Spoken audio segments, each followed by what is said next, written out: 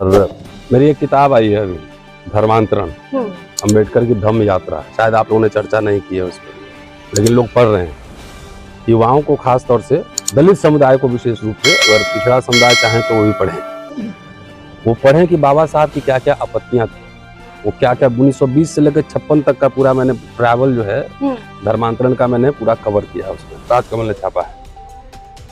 ये कोई नया थोड़ी है, मुझे अचंभा नहीं लग रहा है। और अचंभा इसलिए नहीं लग रहा है कि जब संविधान बना और महिलाओं के लिए, आपके लिए भी, ब्राह्मण महिला हो चाहे शूद्र महिला हो, अति शूद्र महिला हो, सबके लिए बाबा साहब ने हिंदू कोड भी लाया।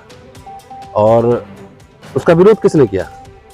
उसका विरोध किया आरएसएस संघ परिवार ने किया।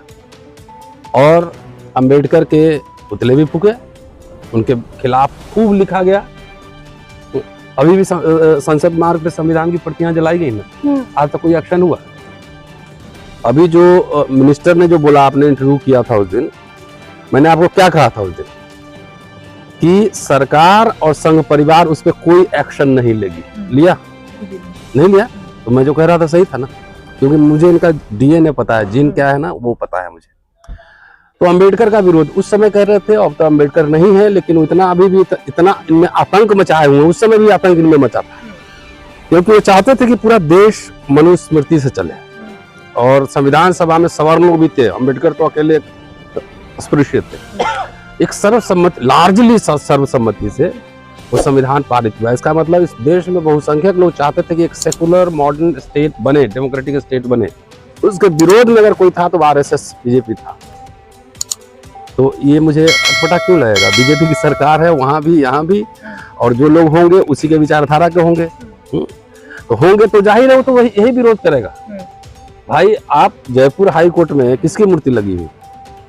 मनु बाबा की है ना, मनु महाराज की लगी हुई है। तो ये इनका देखिए एक तरह का डबल स्टैंडर्ड। दाल रोटी चलता है संविधान से, दाल रोटी कहाँ चलता है? संविधान से, लेकिन मानेंगे किसको? मनुस्मृति को। दुनिया में इस तरह का पैराडॉक्सेस वाला समाज आपने देखा है? नहीं देखा है। और इसमें तो मुझे लगता है कि आरएसएस का भी अंबेडकर प्रेम तो बहुत चल रहा है, बीजेपी का भी चल रहा है। संविधान भी प्रधानमंत्री जी माथा में लगाते हैं। तो प्राइम मिनिस्टर को और बीजेपी सरकार को और तमाम संघ परिवार को स्वतः इस पे संज्ञान लेना चाहिए कि बाबा साहब हमारे हैं, बहुत मूर्ति बनवा रहे हैं लोग, है ना, बहुत मूर्तियां बनवा रहे हैं। तो उनको अपने बनवाना चाहिए था, अपने चेलों को क्यों लगा दिया वहां विरोध करने के लिए? सुप्रीम कोर्ट में 2 वकील रखा हुआ है पीआईएल ठोकने के लिए, हर बात पे। क्या नाम है उसका, उपाध्याय है। अच्छा, एक खास बात है ना कि विरोध करने वाले लोग कुछ खास समुदाय के ही क्यों होते हैं? इसका मतलब है ना कि ये सब, बाबा साहब जब अंबेडकर मिले गांधी जी से तो उन्होंने कहा कि mister Gandhi, I am at war with civilisation, सभ्यताओं की लड़ाई है, ठीक है। तो अब तो जमाना रहा नहीं कि भाई एक डंडे में पूरा दलित बस्ती हाँक लेते थे, कहीं आप चाप देंगे, कहीं आपको वो चाप देगा, है ना। तो रेसिस्टेंस तो बढ़ ही रहा है ना। भले आप सरकार है, पुलिस प्रशासन आपका, सब कुछ आपका, लेकिन तब भी लोग प्रतिरोध तो कर ही रहे हैं ना, विरोध तो कर ही रहे हैं। तो मैं समझता हूँ कि इस पे अपना भागवत का जाति विहीन समाज की जो बात करते हैं उनको प्रेम दिखाना चाहिए था। प्रधानमंत्री को इससे पोजीशन लेना चाहिए था। मध्य प्रदेश के सरकार तो वहाँ तो पिछड़ा ही मुख्यमंत्री कोई यादव है, हाँ मोहन यादव है, उनको भी अम्बेडकर प्रेम दिखाना चाहिए था। तो ये लोग क्यों नहीं दिखा रहे हैं? इलेक्शन के समय तो बहुत बड़ी बड़ी बात करते हैं, वोट के समय तो हिंदू पंजाब बना देते हैं सबको। अब वोट खत्म, खेल खत्म, ठीक है। तो ये संज्ञा, ये इसके चरित्र को पर्दाफाश करिए कि मुंह में राम बगल में छुरी कहते ना, वो असली यही है। सारे आपसे वोट ले लेंगे, हिंदू बना देंगे। और ऐसा हमारा समाज भी है ना। मैं तो समाज को ही पहले कोसता हूँ कि आरएसएस बीजेपी में उसके जात का एक खड़ा हो गया, जाके सब वोट दे आता है उसको इतनी अकल भी नहीं है और शर्म भी नहीं है। ये जो तुम्हारे बच्चे पीट रहा है, तुम्हारे बच्चों का स्कूल बंद कर रहा है और रोजगार के अवसर दे रहा है, और तुम जात के नाम पे बीजेपी से जात का कोई खड़ा हो गया तो उसको वोट दे देते। तो दलित पिछड़ा अकल कहाँ है ठिकाने में? और उसी से उम्मीद करते हो कि वो तुम्हारे हितों की रक्षा करेगा। सर एक सवाल ये है, आप प्रोफेसर हैं, बच्चों को शिक्षित करते हैं, तो इसका मतलब जो लोग वहाँ विरोध कर रहे हैं वो शिक्षित लोग हैं, वो अपनी शिक्षा के दम पर शिक्षा किसको देते हैं उससे तय होता है कि शिक्षा का क्या होगा। शिक्षा तो बढ़ा बहुत, जातिवाद खत्म हुआ। मेरी अभी एक मैंने जर्नल एडिट किया, international journal, caste without borders, और उसमें अमेरिका से, इंग्लैंड से, ऑस्ट्रेलिया से, कई देश से हमारे पास आर्टिकल आए। और उसमें है कि कैसे ऑस्ट्रेलिया में जातिवाद चल रहा है, कैसे इंग्लैंड में जातिवाद चल रहा है, कैसे अमेरिका में जातिवाद चल रहा है, कैसे जनेऊ चेक हो रहा है अमेरिका में।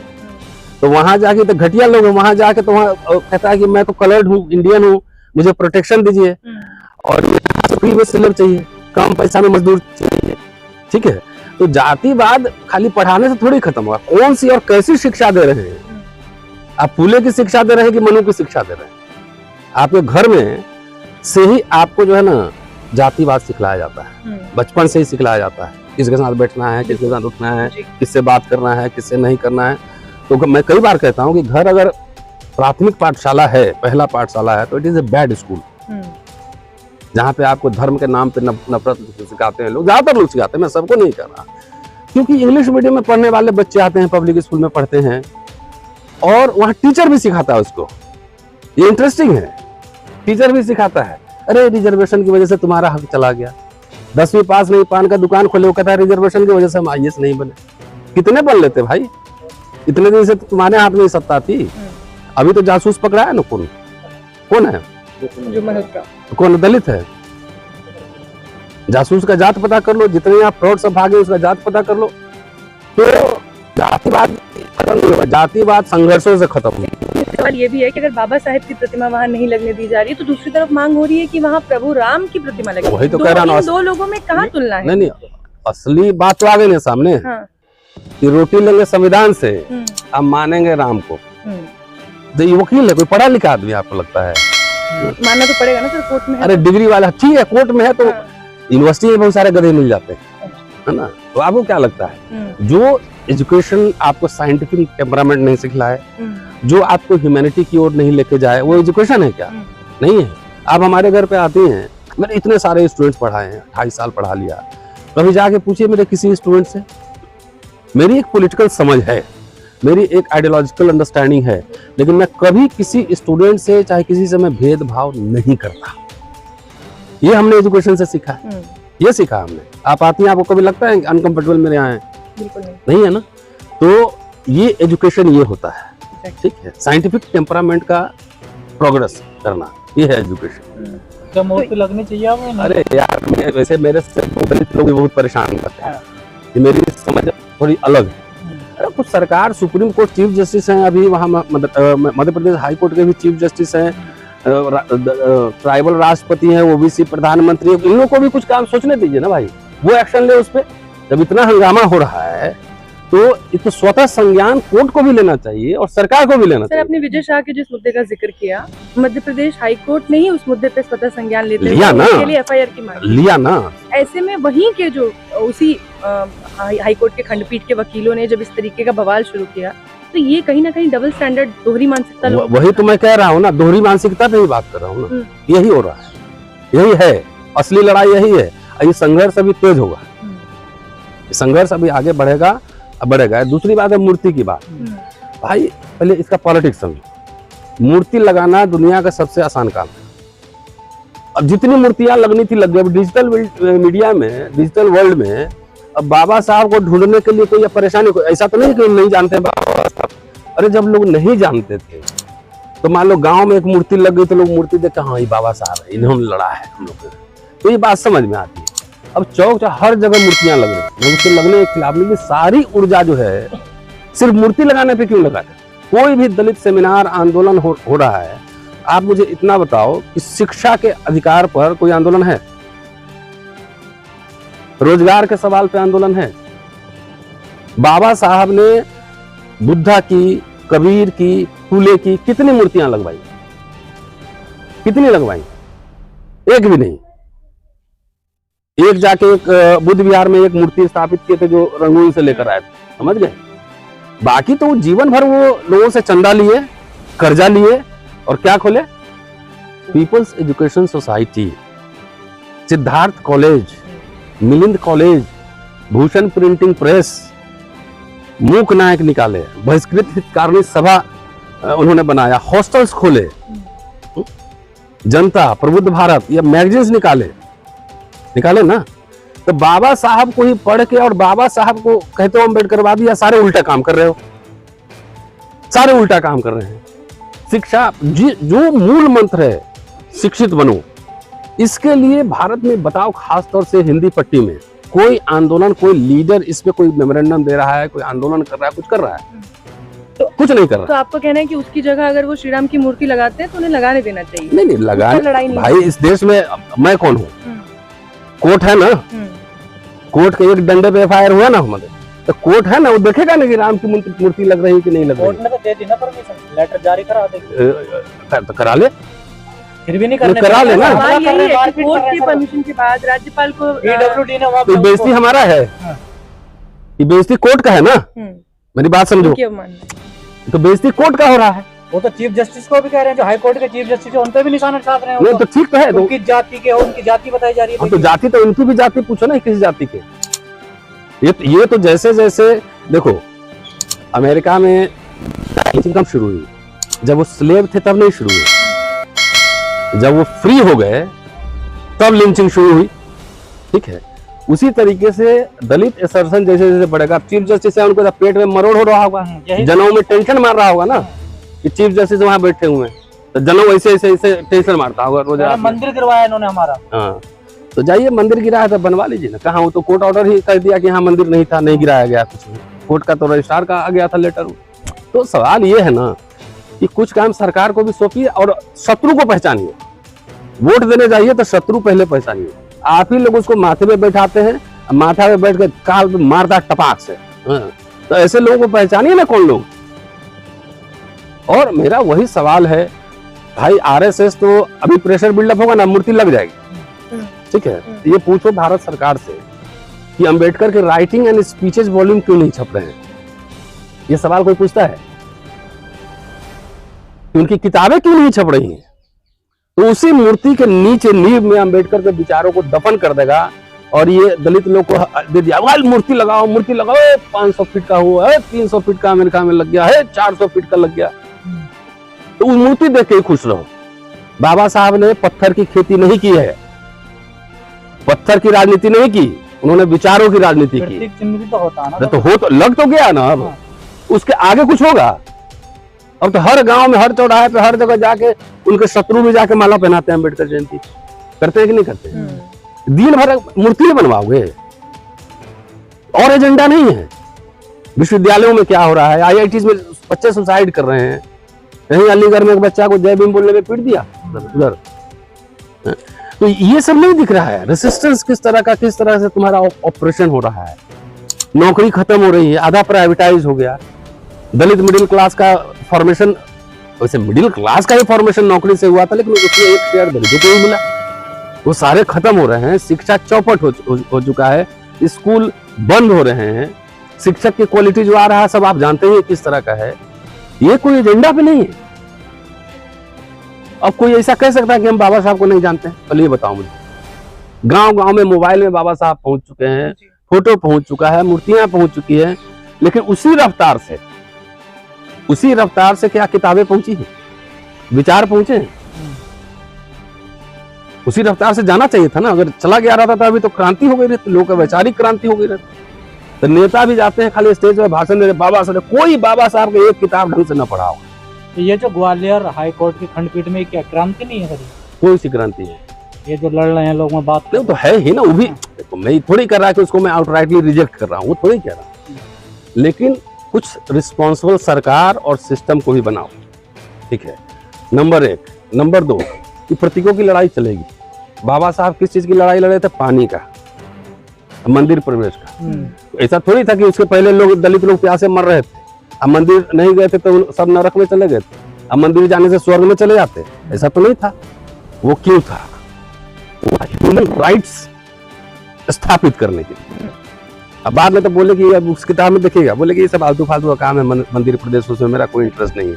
ठीक है, तो सीखो ना यार, खाली मूर्ति थोड़ी बनवा रहे। वो प्रतीक उठा, जैसे गांधी नमक उठाए कि नमक इट अफेक्ट्स एवरीवन, तो उससे मोबिलाइज हुआ। अंबेडकर पानी उठाए, उससे मोबिलाइज की।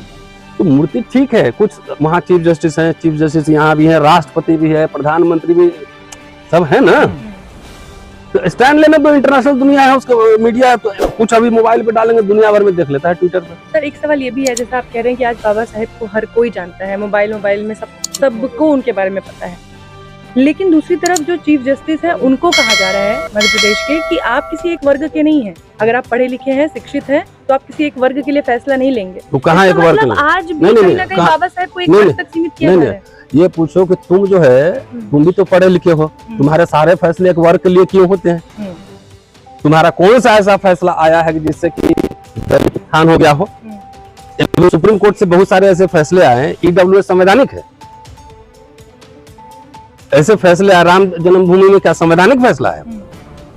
तो तुम किस वर्ग के लिए फैसले ले रहे हो, पहले ये बता दो। और चीफ जस्टिस ने क्या एक वर्ग के लिए फैसला लिया है? अरे जो संविधान के साथ सिर्फ खड़ा हो जाएगा ना, गवाई साहब ने ओथ लिया था, तो हमसे आप ही लोगों से किसी ने इंटरव्यू लिया था, मैंने कहा सिर्फ संविधान के साथ खड़ा हो जाना ही न्याय है, किसी वर्ग जाति की बात ही नहीं करनी। संवैधानिक प्रावधानों को ये वकील, थानेदार, मजिस्ट्रेट, जज खाली संविधान के हिसाब से काम करना शुरू कर दे, समझ गए, तो वही न्याय है, किसी वर्ग जाति के लिए नहीं करना। थाने में बाबा साहब लिखे हैं कि थाने से लेके और मजिस्ट्रेट तक सब भ्रष्ट होते हैं आधे। अगर भ्रष्ट भी हो तो कोई बात नहीं, तो उसको कोई भी खरीद सकता है, लेकिन खरीदने की बात आती है ना, तो वो अपने जात वाले से रिश्वत लेता है, उसी के पक्ष में न्याय करता है। तो इनको तो पेट में मरोड़ है। मैं यहाँ पढ़ा रहा हूँ, दबंगई से बोल रहा हूँ, तो कितना टेंशन मैं समझ सकता हूँ, इतिहास का छात्र हूँ।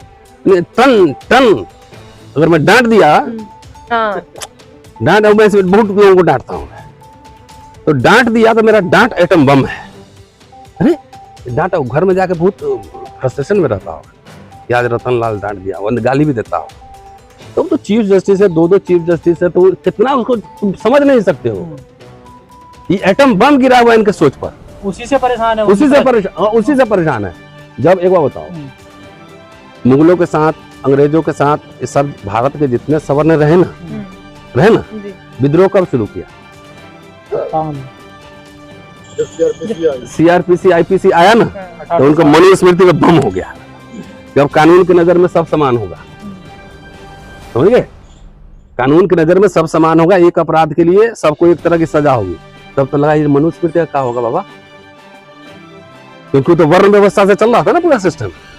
तो सीआरपीसी आईपीसी ने अटैक कर दिया। वो अंबेडकर संविधान बना रहे हैं, अंबेडकर को लिखता था कल्याण प्रेस, हीन जाति अंबेडकर, हिंदू विरोधी, तो ये विरोधी, तुम्हारा हिंदू धर्म क्या है? वर्ण व्यवस्था, जाति व्यवस्था है ना, हम नहीं मानते। तो अंबेडकर संविधान बनाए, उसे महिलाओं को अधिकार दे दिया। दुख की तो बात है कि अपर कास्ट मेल सोचे तो सोचे, अपर कास्ट फीमेल भी जो है ना अंबेडकर को नहीं मानती।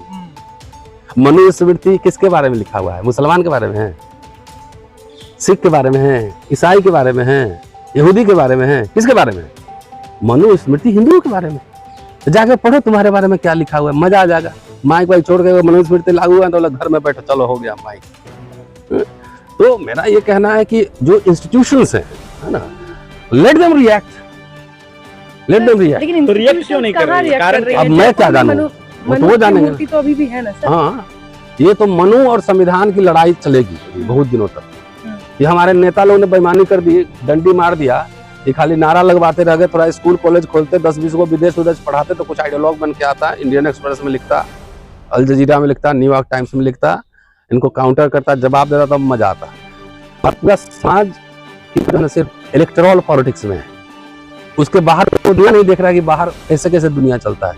अगर मुझे अभी ऑप्शन मिले कि आप नौकरी और विधायक बनने में, जॉब करना है कि विधायक बनना है, तो मुझे क्या करना चाहिए? नौकरी। वो तो आपकी मर्जी है ना सर। मर्जी नहीं, मुझे क्या करना चाहिए? मैं अपनी नौकरी प्रेफर करूंगा ना, नौकरी प्रेफर करूंगा। आम लोगों से जाके पूछो कि प्रोफेसर हो, विधायक बनोगे कि ये करोगे, तो बोला हम विधायक बनेंगे। ठीक है, आई नौकरी में रिसर्च कर सकता हूँ, इंटरैक्ट करता हूँ, छात्रों से करता हूँ, लिखता पढ़ता बोलता हूँ, तो कई तरह के काम होते हैं ना, खाली पॉलिटिक्स थोड़ी काम होता है। बाबा साहब ने कहा है कि राजनीति तो बचा हुआ अनाज है, उससे बड़े बड़े काम और होते हैं। ये बाबा साहब के स्टेटमेंट मेरे थोड़ी है। तो हमारा समाज, हमारे नेताओं ने सबको झोंक दिया, सबको एमएलए एमपी बनना, उसके बियॉन्ड दुनिया ही नहीं है। शेयर मार्केट क्या है, इंस्टीट्यूशन क्या है, कैसे हमारे लोग जज बनेंगे, कैसे प्रोफेसर बनेंगे, कैसे वाइस चांसलर बनेंगे, इसमें दिलचस्पी नहीं। और मूर्ति और तमाम ये सब, इसलिए हमसे बहुत लोग नाराज रहते उस हैं। वीडियो में एक लाइन ये भी है, जो लोग विरोध कर रहे हैं वो ये भी कह रहे हैं कि आपके नेता जिन्होंने आपको हमेशा मोबिलाइज करने की कोशिश की, आपको हमेशा दलित, पिछड़ा और वंचित बताकर सहानुभूति लेने की कोशिश की, कुछ नहीं कर पाएंगे, रकाबगंज तक ले जाकर छोड़ देंगे। तो नेता सब इसका जवाब देना कि क्या कर रहे हैं। नेता इसका जवाब देना चाहिए ना। हम लोग तो जो जवाब देना है ताल ठोक के जवाब देते हैं, तो नेता इसका जवाब दे कि क्या कह रहा है। चलिए, शुक्रिया, थैंक यू।